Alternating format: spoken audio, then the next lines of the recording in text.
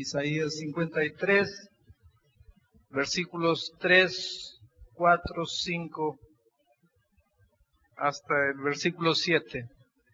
Isaías 53, 4 al 7.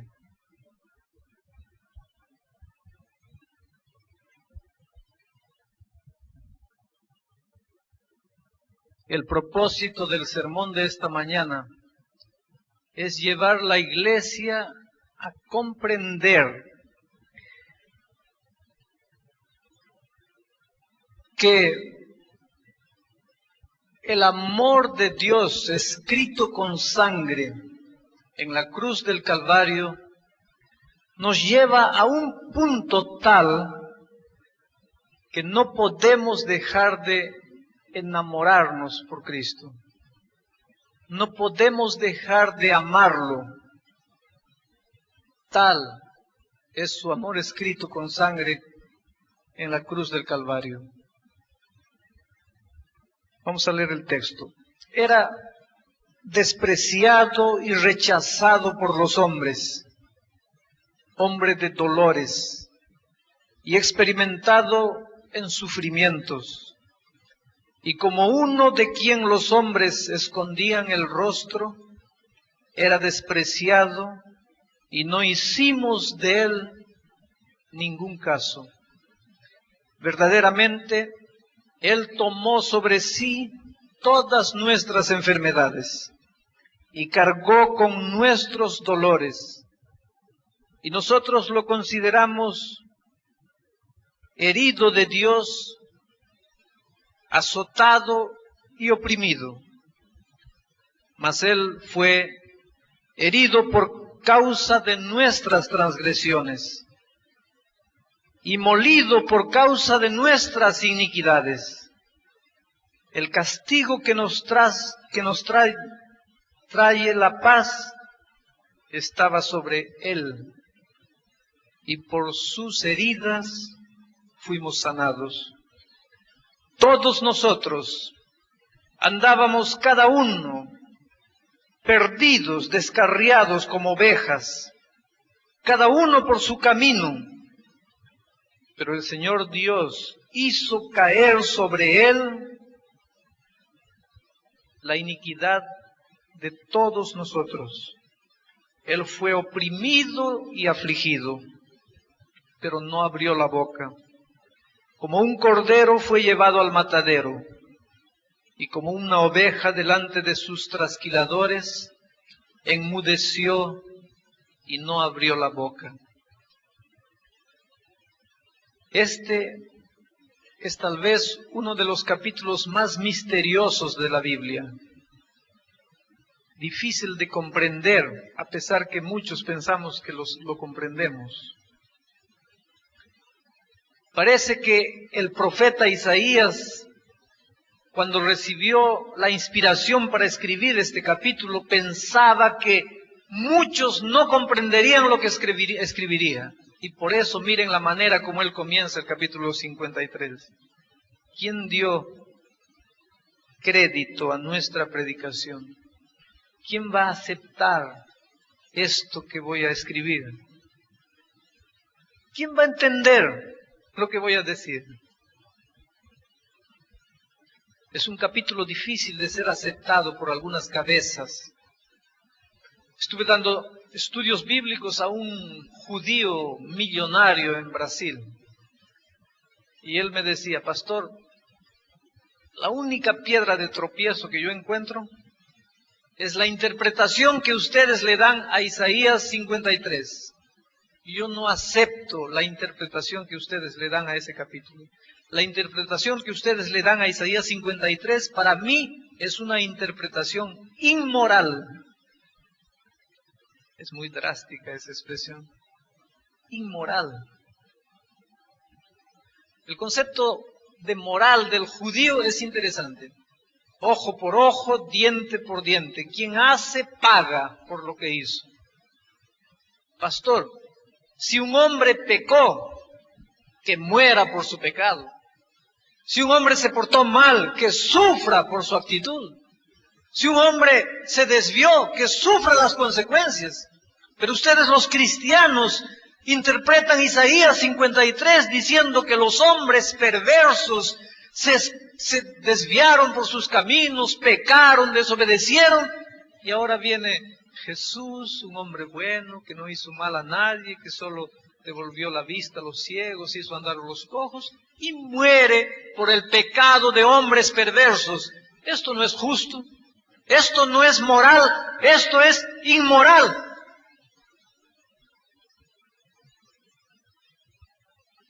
Tal vez por eso San Pablo dice que el Evangelio es locura para los hombres. Es un amor loco. El amor de Dios es un amor loco. Disculpen que tal vez la expresión está siendo muy marcante. Pero el amor escrito por Dios con sangre en la cruz del Calvario no puede hacer otra cosa sino llevarme a amarlo con todo mi corazón.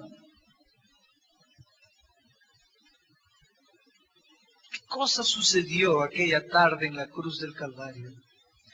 ¿Qué misterio sucedió? Que un hombre que era Dios al mismo tiempo, que tenía todo el poder del universo, cerró la boca como una oveja, enmudeció. Los hombres lo insultaban, lo maltrataban, le castigaban, se burlaban de él, lo azotaban. Era el Dios del universo hecho hombre. Y como un corderito, entregó la vida. ¿Qué misterio había por tras de ese silencio? ¿Qué cosa estaba queriendo decir Dios a los hombres con ese silencio? Vamos a tratar de explicar un poco algo que nunca entenderemos en esta vida. Tal vez nunca lo entenderemos en la vida eterna allá en el cielo. Pero vamos a tentar de entender dentro de los límites de la capacidad humana. ¿Qué cosa hizo Dios por nosotros?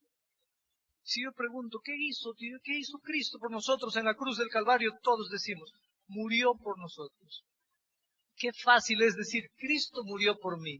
Simple, fácil. Ustedes saben lo que quiere decir, Cristo murió por mí.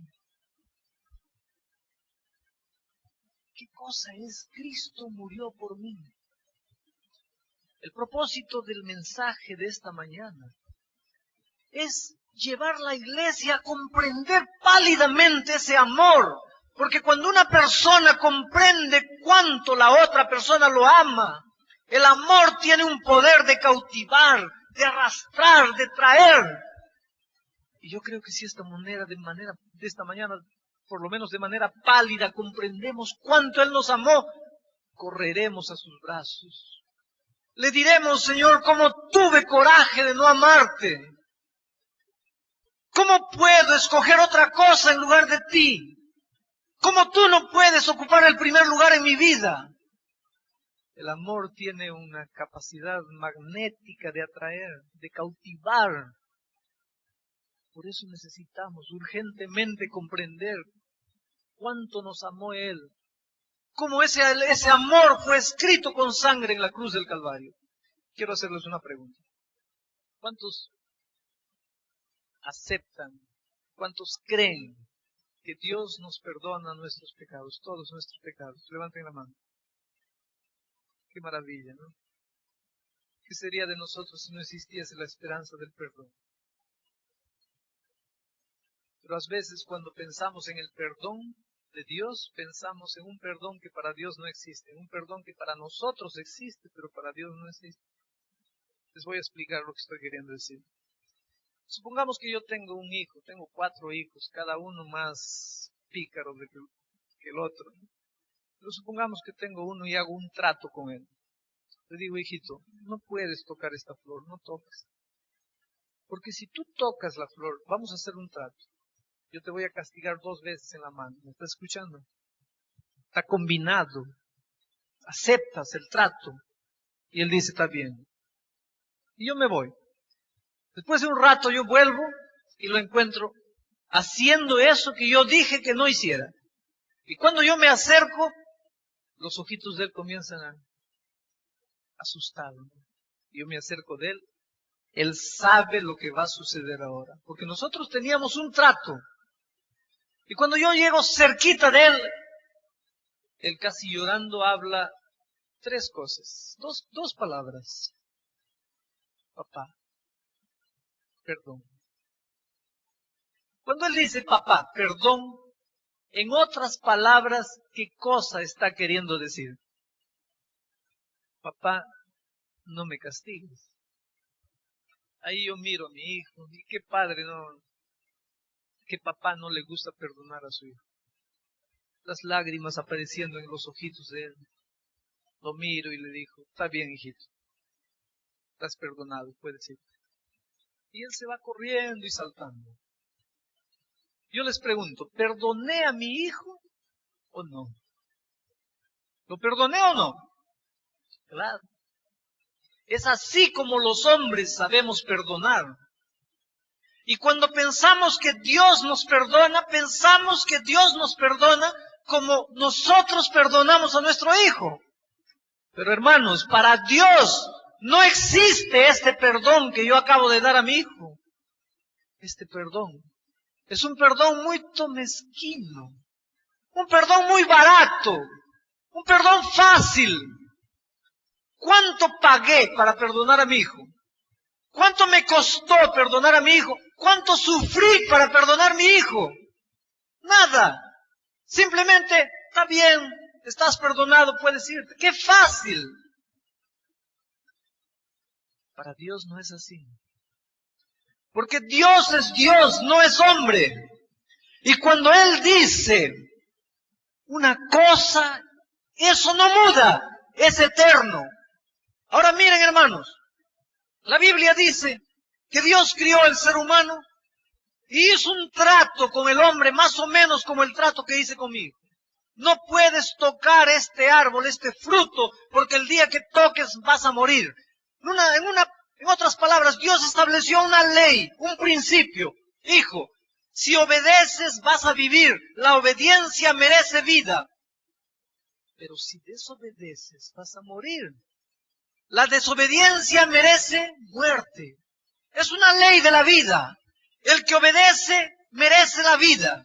El que desobedece merece la muerte. No hay vuelta que dar. Sucede que la Biblia nos dice que el hombre desobedeció. Ahora, él debía morir. La paga del pecado es muerte. Tenía que morir. Pero el hombre no quiere morir. Y va donde Dios y le dice así, Padre, perdóname mi pecado. Cuando el hombre dice, Padre, perdóname, en otras palabras, ¿qué cosa está queriendo decir? Padre, yo pequé. La paga del pecado es muerte. Yo tengo que morir, pero no quiero morir. Tengo miedo de morir. Por favor, no me tires, no me saques la vida, no me tomes la vida. Si Dios fuese hombre, miraría al hombre y diría, está bien, estás perdonado, puedes irte. Fácil. Pero Dios no es hombre. Dios es Dios. Y su palabra es eterna. Y si Él dijo, el hombre que peca tiene que morir, entonces el hombre que peca tiene que morir. No hay vuelta que dar. Pero el hombre no quiere morir. El hombre se arrodilla y le dice, Dios, yo sé que tengo que morir, pero no quiero, tengo miedo. Por favor, líbrame de la muerte. Y miren la angustia del corazón de Dios. Por un lado, su amor, su misericordia, diciendo, yo amo al hombre, no quiero que él muera. No importa lo que hizo, no importa cómo vive, no importa dónde está, el hombre es la cosa más bonita que yo tengo, no quiero que muera. Por otro lado, su justicia, diciendo que hay un principio que tiene que cumplirse. El hombre que peca tiene que morir. Y por otro lado, el enemigo de Dios, mirando Y viendo para Dios y diciendo así, quiero ver lo que vas a hacer ahora. Quiero ver lo que vas a hacer. Si Dios dice al hombre, puedes irte, estás perdonado, el diablo viene y le dice, tú eres un mentiroso. Porque dices que la paga del pecado es muerte. Ahora el hombre pecó y solo porque te dijo perdóname, ya lo dejas ir tranquilo. Y si Dios no perdonase al hombre y dijese, no, vas a tener que morir, el diablo vendría y le diría, Dios, mira, tú eres abusivo, pobrecito el hombre. Pecó y ahora lo estás matando. Cualquier cosa que Dios hiciese, el diablo lo acusaría. Pero Dios tenía que hacer alguna cosa, porque la cosa más linda, vuelvo a repetir esta noche, mis queridos jóvenes, olvídense todo lo que diga, pero no se olviden de esto.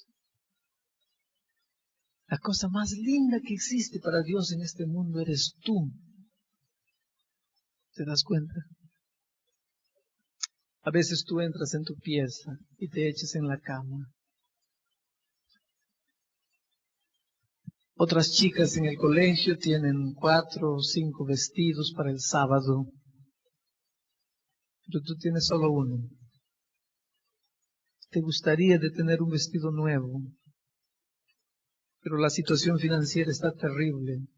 Otras chicas tienen 4 o 5 vestidos porque tienen padres que tienen condiciones de comprar, pero tú no tienes. Tu zapato está comenzando a quedar viejo y te gustaría tener un zapato nuevo. Esta mañana antes de salir para aquí, ¿te acuerdas? No sabías qué ponerte. A veces te echas en la cama y piensas, nadie me entiende. Nadie sabe lo que sufro. Te engañas. Hay un Dios maravilloso que se preocupa contigo. Eres la cosa más linda que hay para Dios. No puedes olvidar eso nunca. Es posible que el mundo no te comprenda, pero Dios te comprende. Es posible que los padres no te comprendan, pero Dios te entiende. Es posible que nadie te acepte. Es posible que cuando te miras en el espejo tú mismo no te aceptas. Pero Dios te acepta como eres. Y ahora Dios miraba al hombre condenado a morir por su actitud, desesperado, loco, con miedo de la muerte. Y Dios tenía que hacer alguna cosa. No podía dejar perderse el hombre para siempre. Vuelvo a repetir que lo que más Dios quiere es tener su hijo en sus brazos. Dios no podía dejar que su hijo se perdiese, que su hijo fuese para siempre. Dios nunca sería feliz sin nosotros.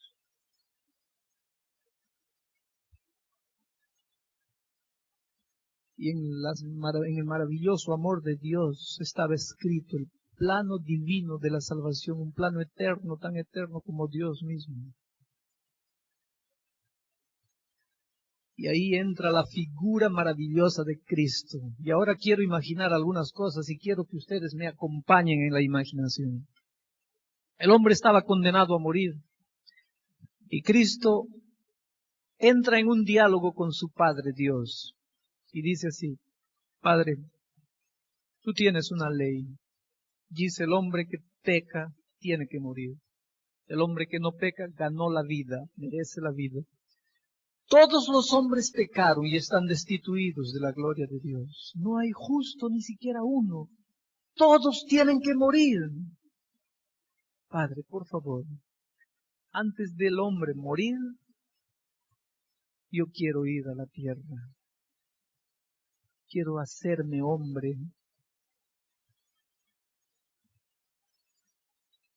Y después de eso vemos cómo queda la situación del hombre.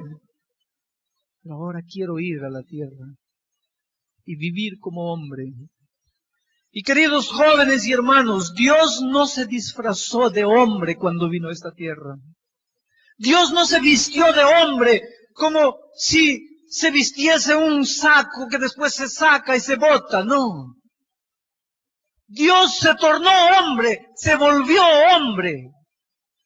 Es un misterio que nuestra cabeza nunca va a entender. ¿Cómo era Dios en la plenitud de su poder, pero era hombre en la plenitud de la humanidad?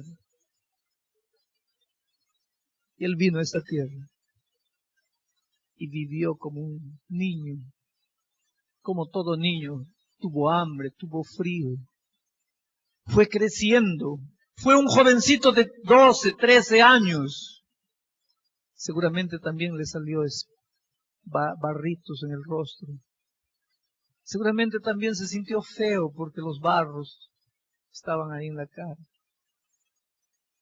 Él vino cargando años y años de naturaleza humana.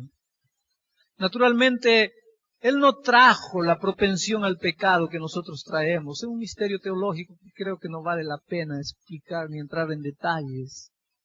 Pero fue un ser humano que sufrió. Fue un joven que se sintió por veces incomprendido. Fue un joven que precisaba de cariño, de amor, de reconocimiento. Pero Él se agarró de su padre. Él vivió agarrando la mano de su padre.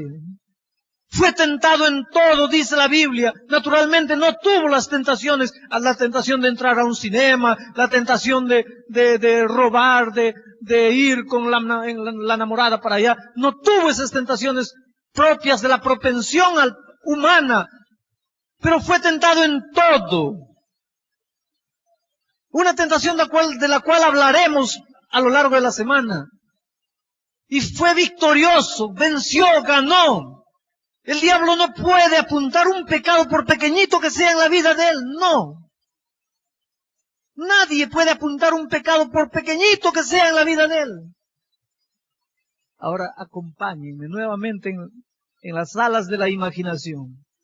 Después de vivir aquí, Cristo se presenta ante su Padre y dice así: Padre, tú tienes una ley que dice, el hombre que peca tiene que morir. Todos los hombres pecaron y tienen que morir. Pero tú también tienes una ley que dice, el hombre que no peca merece la vida. Y yo fui a la tierra como un hombre. Viví como hombre, fui tentado como hombre en todo, mas no pequé. Nadie puede apuntar un pecado por pequeñito que sea en mi vida. Padre, segundo tu ley, yo soy alguien que conquistó la vida. Por mi obediencia como hombre en la tierra, conquistó la vida. Pero ahora yo quiero hacer una cosa. En tu ley no dice que no puede haber un cambio. Y yo quiero hacer ese cambio. Al hombre que merece la muerte porque pecó, voluntariamente quiero regalarle la vida que yo conquisté. Y la muerte que el hombre merece, quiero pagarla yo.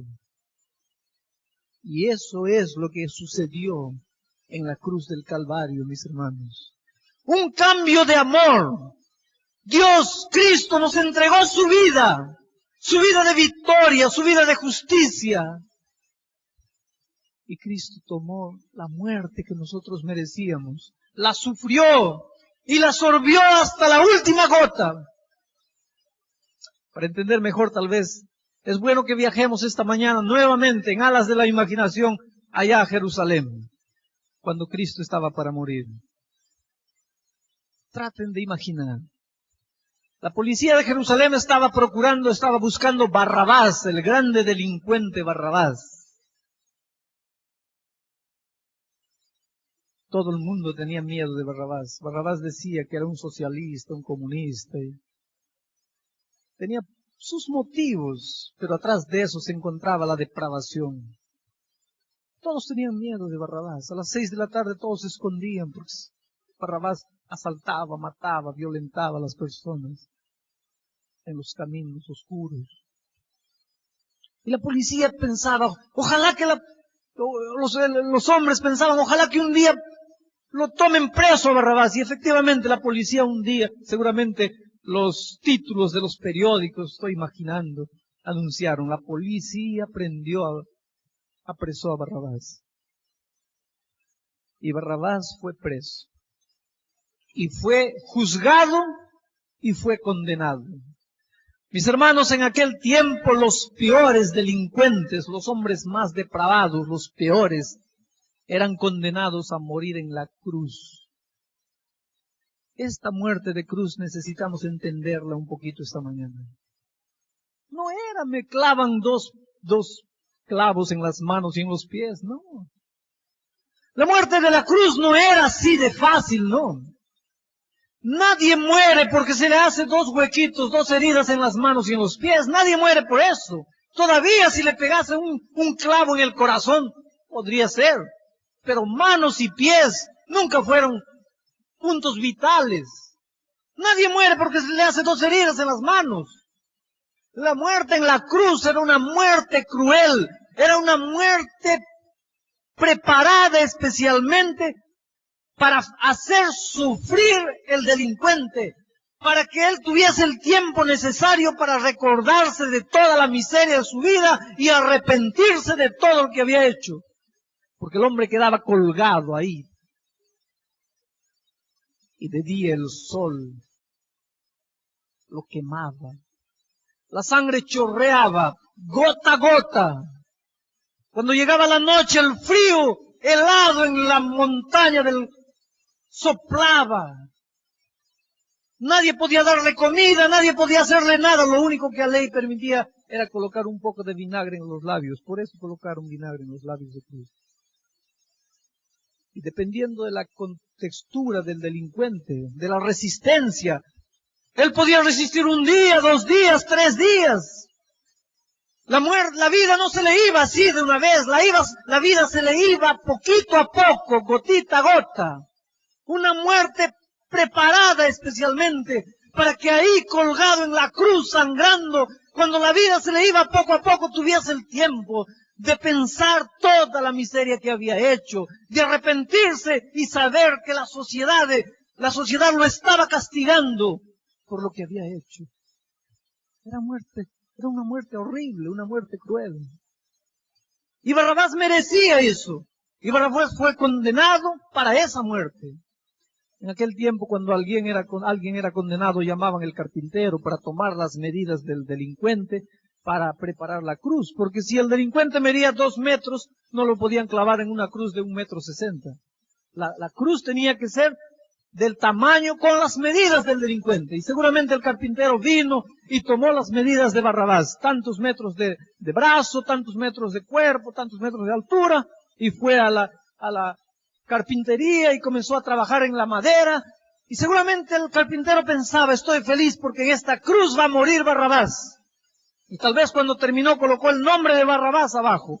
Fue y entregó la cruz.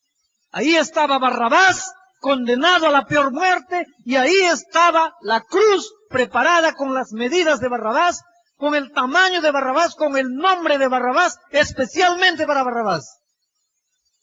Pero aquel día, los judíos tomaron preso a Jesús. No había hecho nunca nada malo a nadie. Había alimentado a los pobres, había resucitado a los muertos, había dado la vista a los ciegos, hecho andar a los cojos. ¿Qué cosa había hecho de errado? Pero los hombres lo juzgaron y lo condenaron a la muerte de cruz, a la peor muerte. Como si ellos quisiesen vengarse por alguna cosa que Cristo había hecho. Como si quisiesen darle días y días de sufrimiento para que él tuviese el tiempo necesario para arrepentirse de alguna cosa mala que había hecho. Pero ustedes y yo sabemos que él no había hecho nada. Cristo fue juzgado y condenado a la muerte de cruz. Y ustedes saben la historia. Un hombre llamado Pilato se levantó y dijo, no es posible, él no tiene culpa, él no debe morir. Y él pensó, yo lo voy a defender. Y al día siguiente, él salió a la ventana y dice así, en días como este, tenemos la costumbre de soltar un prisionero. Y Barrabás pensó, si yo hago escoger al pueblo entre Barrabás y Cristo, con toda seguridad que Cristo va a salir libre. Porque todo el mundo tiene miedo de Barrabás. En cambio, Cristo no le hizo mal a nadie. Y Barrabás pensó, y Pilatos pensó que el pueblo iba a decir, maten a Barrabás. Pero cuando Pilato escuchó la respuesta del pueblo, casi se volvió loco. Yo creo que Barrabás se dio algunos golpes en la cara. ¿Será que estoy despierto? ¿Estoy soñando? Y yo, Barrabás, que maté, que hice tanta cosa mala, estoy libre. Y ese Señor Jesús, yo ya escuché hablar de Él, no hizo mal a nadie y Él va a morir en mi lugar. Si alguien en este mundo entendió lo que quiere decir, Cristo muere por mí, fue Barrabás. Seguramente Barrabás se fue pensando, más qué suerte que tuve que Jesús apareció. Gracias, Señor Jesús, porque si tú no aparecías, yo iba a morir. No había más remedio. Y se fue. Y ahí estaba Jesús, condenado a la muerte de la cruz. Y ya no había tiempo para llamar a un carpintero y preparar una cruz con las medidas de Jesús. Además de todo, allí había una cruz sin dueño ahora, una cruz vacía. Escuchen, mis hermanos. Queridos jóvenes, escuchen lo que voy a decir. Aquella tarde que Cristo fue subiendo la montaña del Calvario, y la tradición dice que Cristo cayó 7 veces en el camino, una vez y otra vez y otra vez. ¿Quieren que les diga una cosa que no dice la tradición, ni la Biblia, ni el Espíritu de Profecía, más imagino yo? Cristo estaba cargando una cruz demasiado pesada para Él. No era la cruz de Él, era la cruz de otro. Con las medidas de otro, con el peso de otro, no era para Él. Hermanos, para Cristo nunca, jamás preparó una cruz, porque Cristo no merecía una cruz. Pero Cristo, por amor, quiso salvar al hombre. El hombre tendría que morir, pero Cristo lo amaba. El hombre era tan importante para Él que Cristo dice, yo voy a morir en su lugar. Voy a cargar la cruz de Él. Y hermanos, aquella tarde, Cristo fue cargando. Una vez cayó la otra vez, cayó la otra vez. Cristo fue cargando una cruz ajena. Ustedes dirán, ya sé, la cruz de Barrabás, mentira. No era la cruz de Barrabás. Era mi cruz. Quien merecía morir soy yo. Cristo no, era yo. Pero Cristo se importa tanto conmigo. Él me ama tanto que dice, filho, tú no vas a morir. Yo voy a morir en tu lugar. Cristo llegó al topo de la montaña. La cruz fue echada ya, el cuerpo de Cristo encima, y fueron clavados sus manos y sus pies, y la cruz fue levantada. Y con el peso del cuerpo de Cristo sus carnes se desgarraron. Allá encima de la montaña estaba muriendo un Dios hombre, muriendo por amor. El cielo comenzó a llorar porque la lluvia comenzó a caer. Hasta el sol tuvo vergüenza de la miseria de los hombres y se ocultó atrás de una nube. Hasta las bestias del campo corrían despavoridas de un lado para otro. Hasta las aves volaban agitadas de un lado para otro, porque en su irracionalidad presentían que alguna cosa extraordinaria estaba aconteciendo. Solamente el hombre, la más inteligente de las criaturas, parecía no comprender lo que estaba pasando. No sabía que en esos momentos su vida eterna estaba en juego. Cristo murió, hermanos. Qué fácil. Cristo murió. Simple. Ustedes saben lo que quiere decir Cristo murió. Hermanos, piensen una cosa. Cristo no era un loco suicida con ganas de morir. Cristo no había perdido una pieza aquí dentro y de repente le dio ganas de suicidarse. Quiero que entiendan, Cristo era un hombre, un ser humano como tú, como yo, un ser humano. Y el ser humano desde que nace viene con una cosa que llámase instinto de conservación. Cristo traía en su ser el instinto de conservación. Los estudiosos dicen que hasta los suicidas en el momento final de la muerte se arrepienten de lo que hicieron, pero ya es tarde de más. porque dentro de ellos viene el instinto de conservación. Y ahora, hermanos, Cristo era un hombre con instinto de conservación. Él no era un masoquista, un loco, un suicida que quería matarse. Él tenía miedo de la muerte. Tenía tanto miedo de la muerte, queridos, que la última noche en el jardín del Getsemaní, llorando y sudando sangre, le dijo a su padre: Padre, perdóname. Llegó la hora, pero yo no sabía que en la hora iba a temblar como estoy temblando. Padre, tengo miedo de morir. No quiero morir. Pasa este vaso de mí. Por favor, Padre, dime si hay otra manera de salvar el hombre. Tal vez Dios, el Padre, oyó a su hijo y dijo: hijo, si quieres, puedes volver. Pero si vuelves, el hombre estará perdido para siempre. Hubo un momento en la vida de Cristo. Mis hermanos, tenemos que entender eso. Que en sus manos estaba mi vida y mi muerte, mi desgracia, mi tragedia o mi felicidad. Dependía de Él en el jardín del Getsemaní, cuando estaba llorando y sudando. Un momento de la vida, todo estaba en sus manos. El diablo diciéndole al oído: vuélvete al cielo, ¿qué haces muriendo por estos hombres perversos? Pero desde allí, Cristo miró para 1988, octubre 15, en el salón de actos de la universidad. Desde el jardín del Getsemaní, Cristo te miró sentado donde estás, sintiendo o no sintiendo, pensando o no pensando. Cristo te miró y te amó tanto que dice: hijo, tal vez tú nunca vas a comprender lo que voy a hacer. Tal vez tú nunca entenderás lo que voy a hacer. Pero voy a hacer una locura de amor, porque te amo. Eres la cosa más linda que tengo.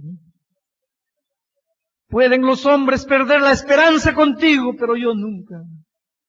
Tú mismo puedes pensar que ya estás perdido y no hay más esperanza para ti. Pero yo confío en ti. Yo acredito en ti. Y voy a morir para salvarte. Fue por eso que murió allá en la cruz del Calvario. Fue del corazón que murió. Dirás, ya sé, fue la lanza que le atravesó el corazón. No, fue el sufrimiento que le atravesó el corazón. Hermanos, pendurado en la cruz, colgado en la cruz, Él miró para 1988. Y yo imagino que Él tal vez miró para ti y dice: hijo, para salvarte es necesario morir. Tengo miedo de morir, mas si es el único camino de salvarte, voy a morir. Estoy muriendo. Duelen las heridas, pero duele más el desprecio que tú me das. Duele más el hecho de que estás lejos de mí.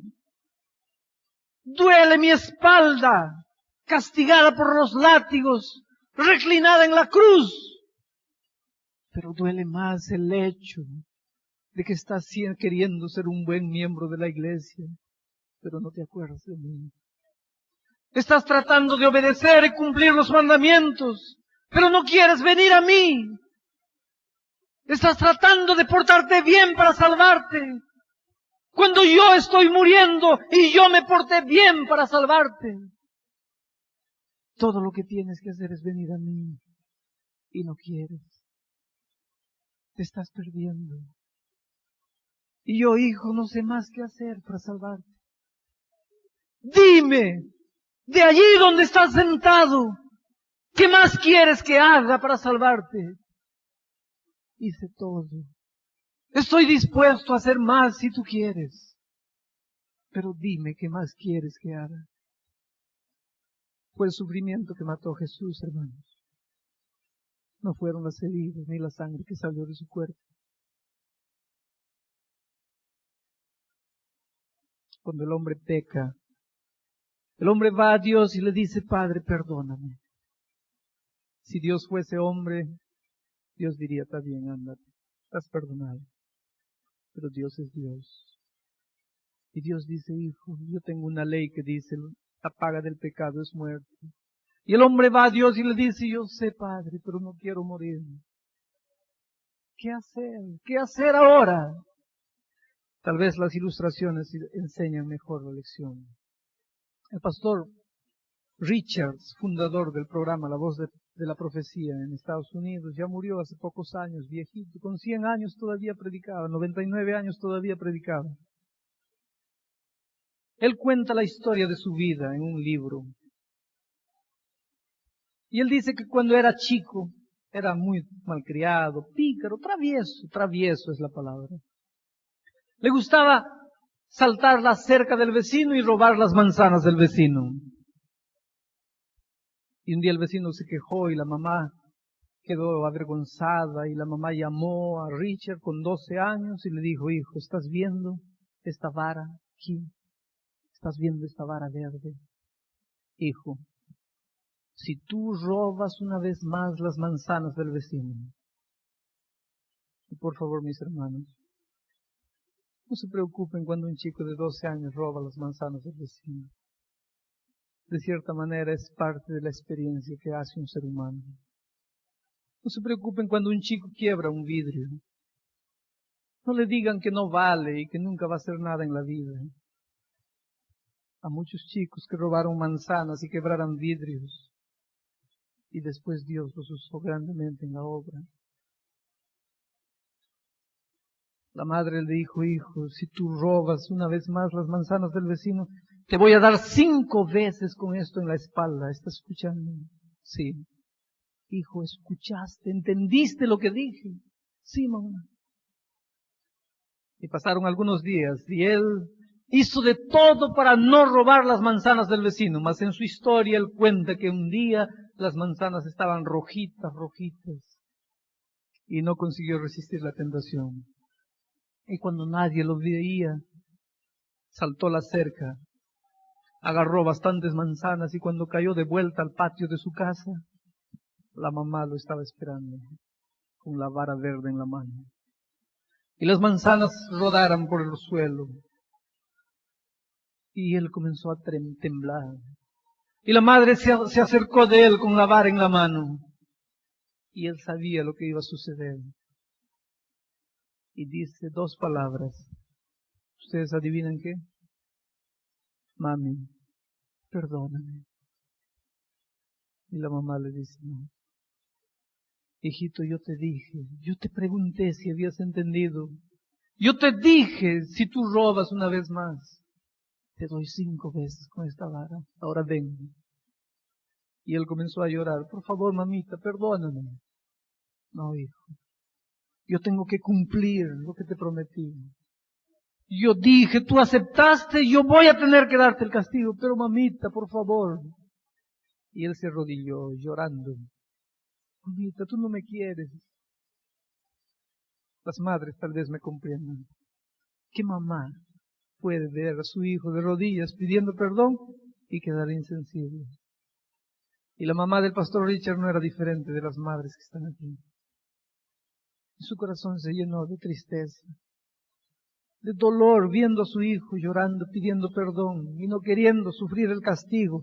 Y le dijo, hijito, solo hay una manera de salvarte del castigo. ¿Cuál es, mamá? Levántate, hijo. Y él se levantó y la mamá le dice, agarra esta vara, toma. Y él agarró la vara y la mamá se volteó y le dice, hijito, tú me vas a castigar 5 veces con esa vara en mi espalda. El pecado existió y el castigo tiene que existir. Yo te amo tanto que a pesar de que tú mereces el castigo, yo te amo tanto y yo voy a sufrir el castigo en tu lugar. Castígame, hijo. Dame 5 chicotadas. Y el pastor Richard dice, hasta aquel momento yo había llorado con las lágrimas de mis ojos, pero a partir de ese momento comencé a llorar con el corazón. ¿Cómo tendría coraje de castigar a mi madre por un pecado que yo había cometido? Cuando vamos a Cristo, a Dios, y le decimos, Dios, perdóname. Dios dice, hijo, hay una ley que dice que la paga del pecado es muerte. Y tú le dices, yo sé, Dios, pero no quiero morir, tengo miedo de morir. Y Dios dice, hijo, si tú no quieres sufrir el castigo, solo hay una manera. ¿Cuál es, Dios? En lugar de yo crucificarte a ti, tú vas a crucificar a mi hijo. El pastor Richard no tuvo coraje de castigar a su madre. Pero nosotros tuvimos coraje de matar al Señor Jesús. No sé si mi mamá se acuerda, pero cuando era chiquito me contaba la historia de Cristo. Había un libro con la crucifixión de Cristo. Y yo preguntaba, ¿quién es este? El buen ladrón, y ese aquí el mal ladrón. Y ese aquí en el centro, ese es Jesús. Y estos que están aquí abajo, esos son los judíos. Los malditos judíos que crucificaron a Cristo. Toda mi vida crecí pensando que eran los judíos que crucificaron a Cristo. Hasta que un día entendí que no fueran los judíos. Fui yo. A veces decimos, ¿cómo esos judíos tuvieron coraje de matar a Jesús? ¿Cómo aquel hombre tuvo coraje de darle un sopapo a Jesús? ¿Cómo aquel maldito tuvo coraje de botarle una corona de espinas en la frente, de darle una chicotada en el rostro? ¿Cómo tuvo coraje? Y pensamos, si yo estuviese allí, yo no haría eso. Yo lo defendería. Ah, hermanos, si tú estuvieras allí, tú harías lo mismo. Yo haría lo mismo. El espíritu de profecía dice que cada pecado que cometemos es una martillada más que le damos a los clavos que están clavando sus manos. Porque cada vez que pecamos y vamos a Cristo y le decimos, Padre, me perdona, ¿sabes lo que estamos diciendo? Padre, yo pequé, yo merezco morir, pero tengo miedo, no quiero morir. Por favor, deja que yo te mate para que yo pueda quedarme libre. Y Cristo nos reclama. Como una oveja muda, delante de sus trasquiladores, no abre la boca. Los hombres exigimos justicia, reclamamos nuestros derechos, reivindicamos nuestra libertad, vamos a las calles, reclamamos, gritamos, usamos nuestra voz, nuestra fuerza, queremos que los hombres respeten nuestros derechos, queremos que no se haga injusticia con nosotros. Hermanos, si en este mundo había alguien que merecía justicia, si había alguien que tenía derechos, era Cristo. Pero ¿qué pasó aquella noche allá en el Calvario? ¿Qué pasó aquella tarde que el Dios del universo, que tenía todos los derechos del mundo, no abrió la boca para nada? Murió en silencio, murió amando. Fue una foguera de amor, una hoguera de amor que lo consumió. Fue el fuego de amor que lo quemó allá en la cruz. Y cuando yo miro para la cruz del Calvario, digo en mi corazón, ¿cómo tendría coraje de no amar a alguien que me ama tanto? ¿Cómo tendría coraje de no correr a sus brazos? ¿Cómo puedo quedarme aquí parado? ¿Cómo no puedo ir corriendo y caer a sus pies y decir, Señor Jesús, Yo no sabía que tú me amabas tanto. Yo no sabía que morir fue tan difícil para ti. Yo no sé si yo tuviese que morir por ti, si hubiera muerto. Pero te doy gracias porque moriste. Sonet va a cantar nuevamente esta mañana. Dios ha usado muchas veces Sonet para cantar a multitudes en diferentes lugares. Ella va a llevarnos con la música esta mañana a Jerusalén. Quiero que viajen todos imaginando a la tierra donde Cristo murió. Quiero que piensen en aquella tarde. Quiero que mediten en cada una de las palabras que yo canté.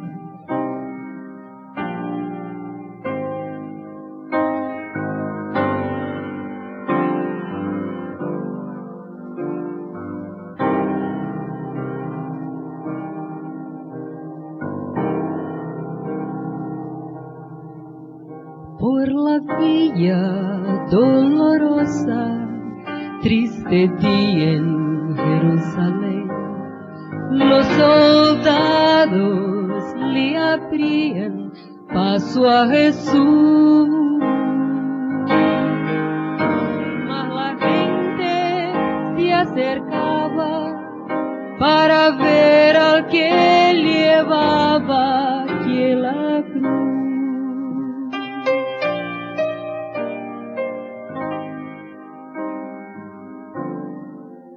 Él estaba tan herido y sangraba sin parar. En la frente los espinos le dolían y en silencio escuchaba al escarnio de los hombres que lo herían. Por la vía dolorosa, que es la vía del dolor, como oveja vino Cristo, Rey Señor, y fue Él quien quiso ir por su amor, por ti y por mí. Por la vía dolorosa al Calvario y a morir.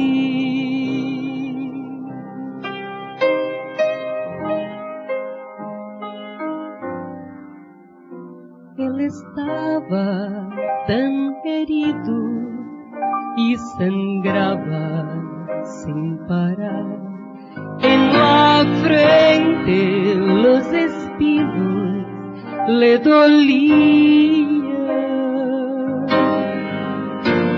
y en silencio escuchaba al escarnio de los hombres que lo herían. Por la vía dolorosa, que es la vía del dolor, como oveja vino Cristo, Rey Señor, y fue Él quien quiso ir por su amor, por ti y por mí. Por la vía dolorosa al Calvario y a morir. Jesús se entregó probando su amor, muriendo en una cruz en Jerusalén.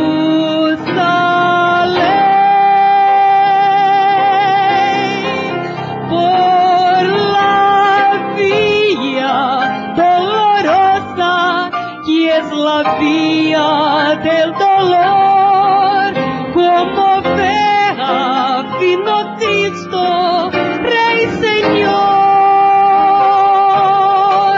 y fue Él quien quiso ir por su amor, por ti y por mí. Por la vía dolorosa al Calvario y a morir.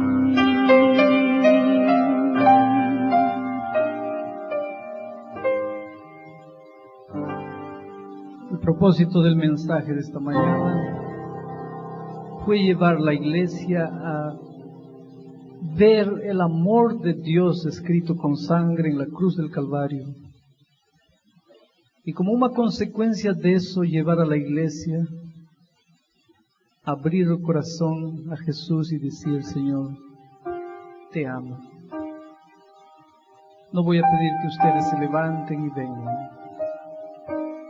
Pero voy a pedir que ustedes, a medida que sientan, porque Sonete va a cantar nuevamente la segunda estrofe, la parte final de la música. Y en cuanto ella canta, a medida que sientes que Dios te está llamando, a medida que sientes ganas de decirle: Dios, te amo, o entonces: Señor, yo quiero amarte y no puedo. Oh Señor, dame un corazón capaz de amarte. Ayúdame a darte el primer lugar en mi vida. Yo no sé qué oración hay en tu corazón, pero a medida que ella canta, si sientes que debes decirle algo a Dios, levántate ahí donde estás y después terminaremos con el himno final de esta mañana.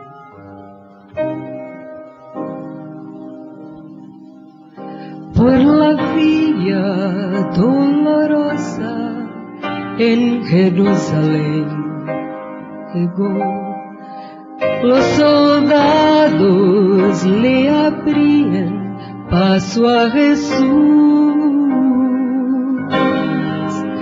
mas la gente se acercaba para ver al que llevaba aquella cruz.